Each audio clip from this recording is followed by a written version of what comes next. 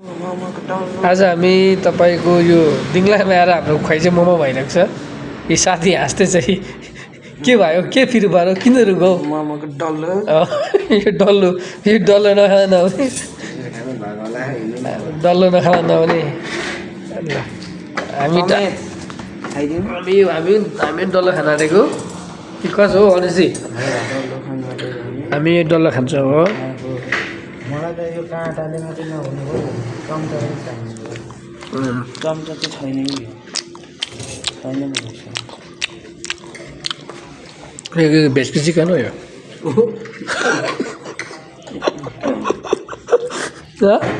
छैन त स्वाद मासु छ नि छैन चिकन खाला होला हामीलाई कि भेज होला अनि तपाईँको तपाईँ चिकन शाकाहारी तपाईँ हजुर